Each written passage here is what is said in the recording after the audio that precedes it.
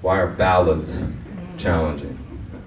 Well, that word taste comes up again, you know, and then using these things here often on ballads. Although you can use sticks, you can use mallets, there's all kinds of things you can use. But they're challenging because, number one, the tempos are slower, so there's more time between beats. And that, therefore, more opportunities for people to get off out of sync, and more opportunities for the wrong sound to be, you know, there's that editing process again for you to try something that is not really wrong, but it may not have been the best choice.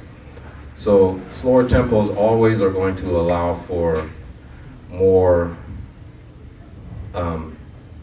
options. As I was mentioning before, you have choices and options from beat to beat. There's a lot more you can do in there. So let me see. I'll demonstrate it a little bit ballad-wise for you. How am I doing on time? What time? About 45 minutes have elapsed. Okay.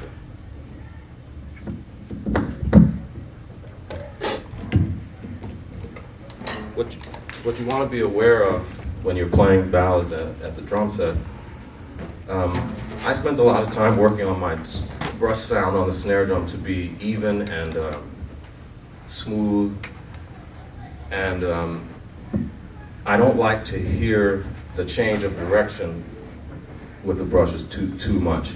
And by change of direction, I mean when you're I'll do it over here. I think everybody can see it. If I just make this figure 8 kind of motion, you can hear I'm accenting a little bit when I change direction. Or 1, 2, 3, 4. But you can also do it where you don't hear that. You don't accent that, and it becomes more of an ocean wave kind of sound. I'll do it on the snare. So you can't really differentiate where the change is sounding, as opposed to then you have.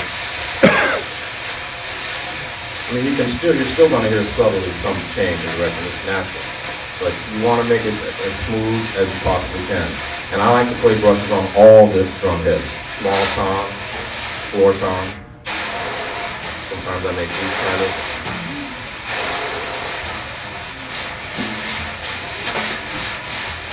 So I use all the surfaces. And if I were doing something like a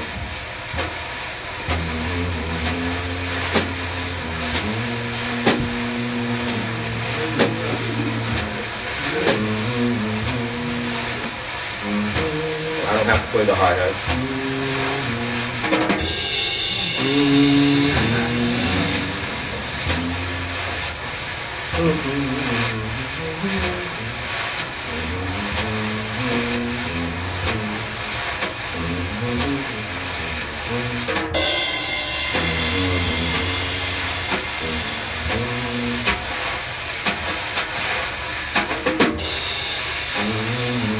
And my bass drum could be going lightly. I don't know if you can hear that. It's really like heartbeat. And if the bass player is playing, you're not going to hear that, but we feel it up here. That's another thing. I tell the young drummers to play the bass drum. It grounds you. There's something, you're grounding it. You're in your root. You're rooted.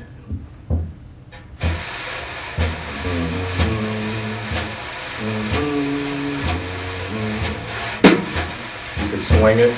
But ballad playing, there's what I like to think of as you're subdividing. So the tempo is here, 1, 2, 3, 4. I can think in terms of half that tempo, 1, 3, 4. Or I can think in the tempo, 1, 2, 3, 4. Or I can think double the tempo, 1, 2, 3, 4, 1, 2. And then I can subdivide duple or triplet. You can subdivide 1 and 2 and 3 and 4 and, or 1. Also duple would be 16th notes. 1 E and 2 E and 3 E and 4. Or you can triplet. All matching this primary quarter note pulse. So if you can think double time and half time, this gives you a lot of wide variety of ways that you can approach fills, different phrasing with the melody or whatnot, and various little things that you intersperse to give that quality of surprise and freshness and creativity to things. so that you're not just playing the same pattern over and over again, and you work on different things with playing slow tempos.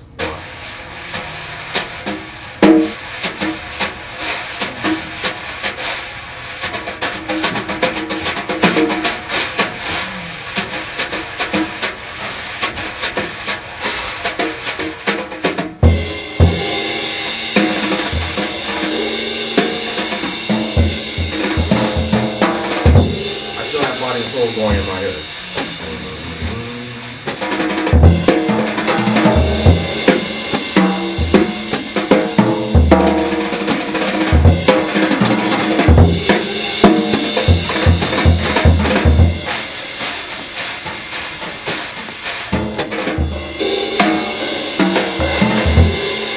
Here comes the bridge.